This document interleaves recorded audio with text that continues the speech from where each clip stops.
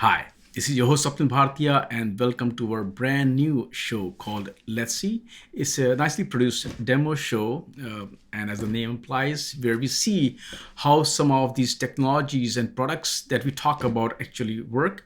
And in this very first episode of Let's See, we have two guests from CloudCasa by Catalogic. Once again, Martin Phan, Field CTO, and Sebastian Glab, Cloud Architect. Martin, Sebastian, it's great to have you folks on the show. And today we are going to see a demo of CloudCasa integration with GCP and GKE, and also discuss why that matters.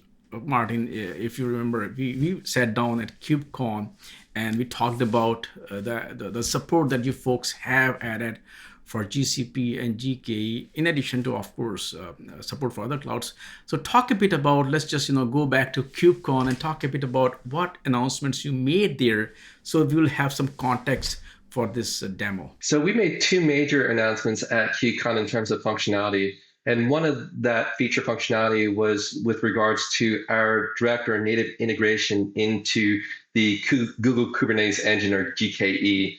This is continuing on our tradition of supporting cloud providers as we move through our Kubernetes journey. And if we go back to KubeCon back in Los Angeles of 2021, we had just introduced Amazon support. Valencia, we had introduced Azure support. So now we're rounding out our support for cloud environments and cloud managed services by supporting the Google Kubernetes Engine service, which is those three cloud services comprise of 80% of the market, according to our data. And the second major feature that we introduced in tying this backup and migration functionality all together is our what we call Any2Cloud Recovery. That is, we're going to be able to back up your on-prem Kubernetes services or your cloud managed Kubernetes services, and then spin up or build a new Kubernetes cluster in one of these three clouds that we're supporting, from Amazon to Microsoft to Google. Now you kind of have run out of public clouds, right? You have support for all three, right? Now you have to go to Oracle and IBM and all those other clouds, right? That's the goal. Yeah, we want to remain as cloud agnostic and platform agnostic as possible with our service. We talked about that earlier also. Sometimes folks feel that cloud is a magical place, where all your problems go away, which is true to some extent, but not, fully true. And there are some things that you still have to worry about. For example, data protection. So first of all, talk a bit about, let's just demystify that myth that cloud will take care of everything, and also reiterate the fact that DevOps, IT ops, those teams, they do have to have a holistic view of protecting their data, even if they are in one of these major hyperscalers like Google or Amazon or Microsoft. Sure. So yeah, cloud is awesome in terms of its ability to provide you with that quick and efficient compute and raw storage. Some of these cloud providers, what they'll do is they'll make a guarantee that they're not going to lose your data, but at the same time, they're not going to guarantee that you're going to be able to restore your data. So being a backup and data protection company for going back, over the past 25 years at this point, we know what it takes to protect data. We know, and hopefully the folks watching this video know, that there is a value to protecting different versions of your data, but more so being able to reuse and repurpose your data for other use cases. And we call these multi-purpose snapshots, right? Or we use this term called data reuse. That is, we want you to be able to take that snapshot or that recovery point that you've just protected, let's say from your on-prem cloud, and then be able to spin it up for other use cases, from test and development to disaster recovery, in an entirely different location that might be different from your source. And we've taken this data reuse case and put it into our CloudCasa platform and into the Any2Cloud migration services, right? So now that users are not only able to protect their data and make sure that they're able to have a recovery point of their persistent volume, unique data that they can't get back just by, let's say, rebuilding the cluster, redeploying the pod.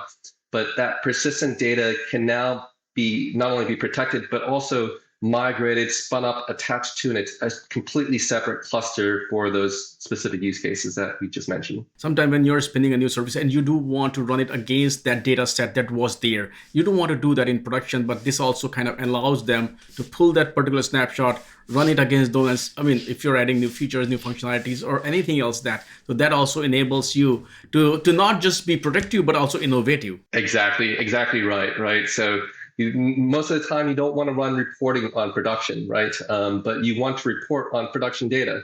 And all those queries that are happening are going to consume processes and compute away from, hosting your production application. In this case, with a data migration use case in the Any2Cloud Recovery, you can spin up on a more economical cloud, right, that uses cheaper, slower disk that you can run these reports on and without impacting your production services. Now let's talk a bit about, we have been talking, to folks that what value is CloudCasa bringing to this ecosystem, which is kind of relatively crowded space. So let's talk about this offering.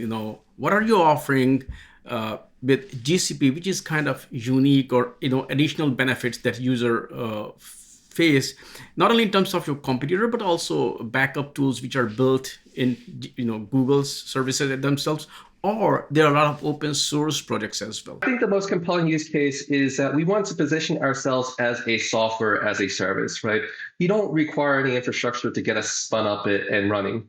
And while you might say the same holds true for internal applications like a Google's data protection service, one of the things that we wanted to do is make ourselves as agnostic as possible. There's a reason why we're supporting these different cloud vendors, and we want to bridge the gap between the other cloud vendors as well. You're dealing with Google, you're dealing with specific storage class types, you're dealing with Microsoft, you're dealing with other managed disks and storage class types, et cetera, et cetera.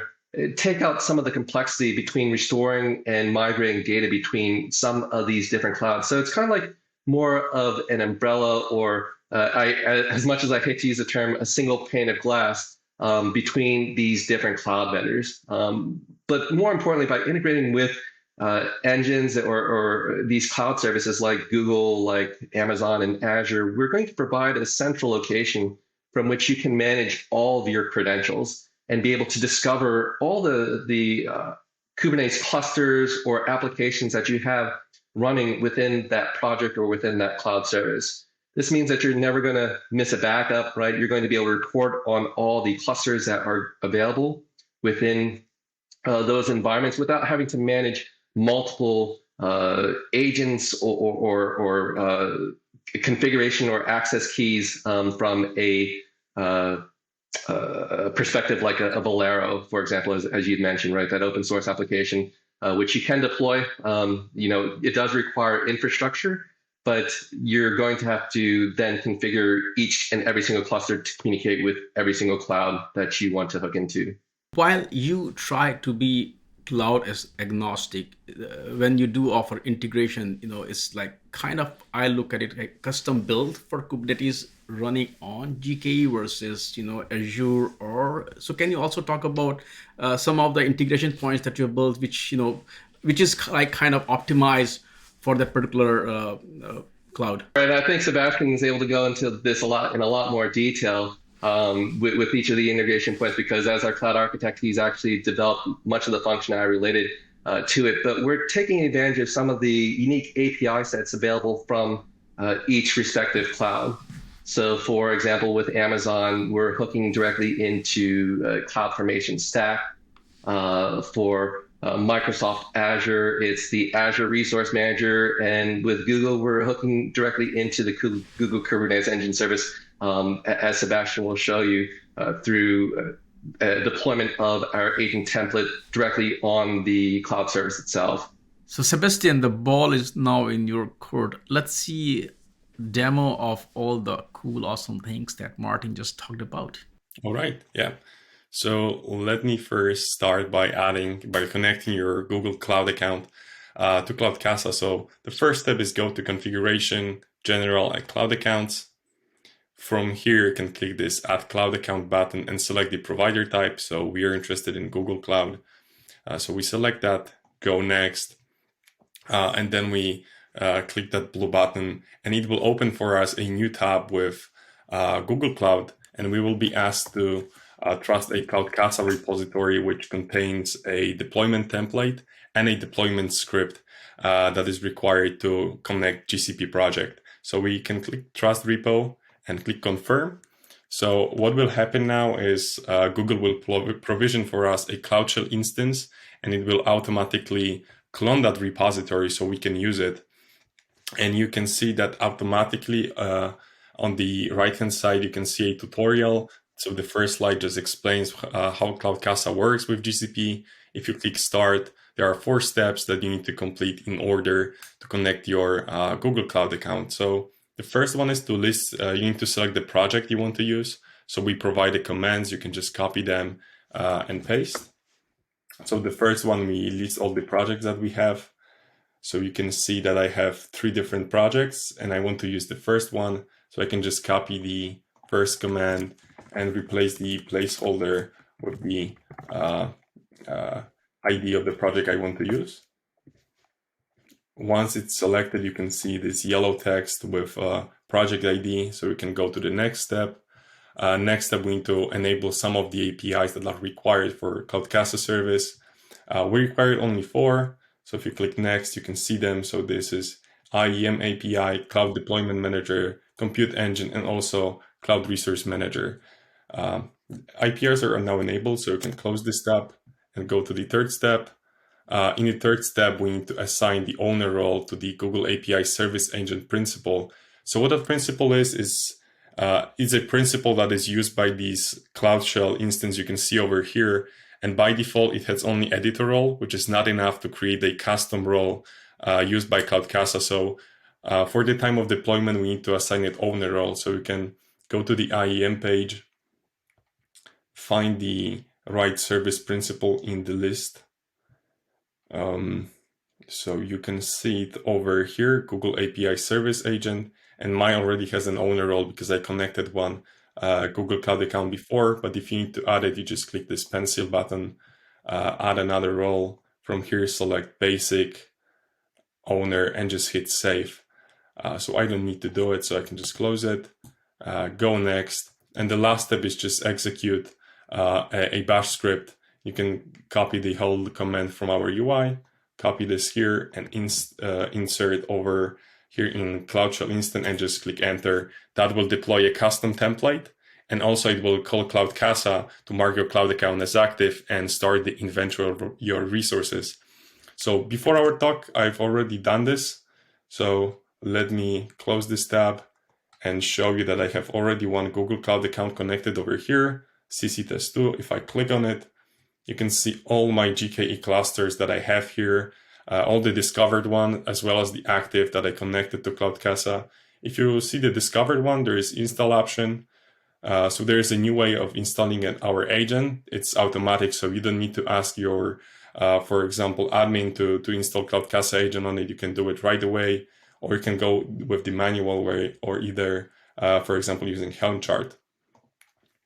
So I've got here one cluster that we are interested in. That's called SG To-Do app. So that is a very simple to-do app that is deployed on Kubernetes. It has also a MySQL database running. And my goal is to back up this cluster, back up this application, and restore it to a different cluster so that my, for example, development team can debug an issue that I'm having here. So in order to do it, I can just click the cluster, click define a backup, give it a name, to do a backup demo, for example. Go next, select the resources you want to back up. So you can go with a full cluster backup or just select a few namespaces. And that's what I'm going to do. I'm going to back up only my to-do application. I can also go by the labels. I want to include persistent volume since I have a MySQL database running inside of that cluster. And also I will enable app hooks and explain them in 1 second. And the final step here is to choose the backup type. So either go with a snapshot only or a snapshot and copy, where we copy the data over to an object store that user can choose. So going next, I can add the app hooks. And what an app hook is just a script that runs before and after a backup. So a great use case for that is a database running inside of a cluster, because we need to make sure that the database is in the right state to perform the backup. So I do add one app hook. CloudCasa has some built-in ones, so you don't need to create your own. So I can enable them, select the namespace, and select the app hook. So MySQL pre-backup system hook is perfect for me. And also post hook for the MySQL was also selected. So I can just go next, select the policy. So have a scheduled job or just trigger one manually. And that's what I'm going to do. Click next. And here you've got your summary of what you've selected. So before our talk, I created one backup and run it. You can see it over here. It's called to do a backup. And if I show you the activity of what happened, you can see here that first we'll run an inventory of that cloud account. So we made sure that we get the latest cluster configuration as well as VPC networks and subnetworks for that cluster. Then we did a snapshot, and once the snapshot phase completed, we backed up your cluster configuration. So all the node configuration, networking, admins, everything we backed up. And then we started the copy process. So we copied the data to the object store. And you can see the snapshot details here. So snapshot of MySQL was successful, as well as the copy of that MySQL data. So now I can define a restore. So I can click the restore next to the backup definition, select the recovery point, go next, select the resources. So very similar to what we've seen in the backup definition. So I can just select one. I can go by the labels or even go more granular and select different resource types, for example, config maps, and restore them. But again, I'm interested in my full app restore. And there's also option to exclude persistent volumes, which for me is set to no because I want to include my persistent volumes in that restore. Going next, we got the destination. So the most interesting part. We can either use an existing cluster that is connected to CloudCasa, or we can create a new one where CloudCasa will provision a new cluster for you in a given cloud. So you can see that I can select either Azure or Google. So we're interested in Google, so I'm going to select that. There are also different options like renaming namespaces. I can change the storage class. So for example, I can go from Google Persistent Disk to Google File Store, preserve node ports option, and then I can select a cloud account. So this is my GCP account, but if I had more than one account, I can select a different one and perform a cross-account migration. And also the override option, which just works like a continuous restore. When we find a cluster that was restored by CloudCasa, we will delete that and create a new one with the selected recovery point. Going next, we got the GKE options. So you can see a form which is already pre-filled with some values, and those values are the same like I had for my source cluster. So the zone matches, networking is all the same. I can give the cluster a name. So for example, cloned to do app cluster. Select the location type, so either zonal or regional if I'm interested in control plane replication. Since my source cluster is in US Central 1, I will go and create one in US East 1C. No location will leave as default. Networking default is perfect, and as a subnet I will go with default as well. And also node pools config, so you can see there is already one entry that matches my source cluster, but I want to customize this, so I can select this option, select the VM size of my choice. So the standard 2 is a small one, but it's fine for my very simple app. Disk size 100 gigs is fine. And also node count, so I can go with a static node count or use auto scaling option and, for example, start with at least one, have a max of 2 and a desired size of 2. If I had more workload, I can just add another node pool here, select some bigger VM, and play around with these options. But again, my app is very simple, so one node pool, one small node pool is fine. Go next. I can also add a post restore hook, but in my use case, I don't need to do anything after the restore, so I will leave it empty. And again, then we got the summary of what we've selected. we can give the restore a name and then just click that restore button. So I already created one and run it before, so I can show you the activity here. So in activity log, we started the restore of that GKE cluster. We issue an API to create a new GKE cluster. And then we've seen that some of the values that source cluster has are not available in the network we selected. So we just notify the user that, for example, pods CIDR is not available, and we will create a new one for that cluster. After 8 minutes, you can see GKE cluster was up and running. So we installed our agent on it. And once our agent was installed, we connected to the object store with that backup data and restored that. So if I click OK and go back to, let's see, Google Cloud Shell, you can see our restore cluster here. Location matches what we've chosen, same as the number of nodes. And also there is a one labeled restore by CloudCasa set to true. And if I go to services and ingress, you can see a new load balancer. So we had one for our source cluster, and here is one for our cloned. So if I click on it, you can see our to-do app with the exact same data we had on our source cluster. The only difference you can see is the IP. Rest of this remains the same. And yeah, that's how simple it is to just migrate your data to a new cluster. Excellent. Thank you so much, Sebastian, for that excellent demo there. Now back to Martin. Talk a bit about what are the top 5 reasons why CloudCasa is the best choice for backing up for all AKS, EKS, and now GKE? Sure. So my top 5 reasons, I'm sure there's a top 5 reasons list out there, but I think the most compelling reasons that I would look at are one that most primarily is that it's software as a service. So you don't need to deploy any infrastructure. The second being that we have direct cloud native integration into these different clouds that Sebastian had demoed. So Sebastian had demoed one with regards to Google and how easy it is to configure a Google account and perform that auto discovery of your clusters within those accounts. Third is that because we're supporting these different infrastructures and different cloud accounts, we're going to be cloud and infrastructure agnostic. All we're really caring about is that you're running Google.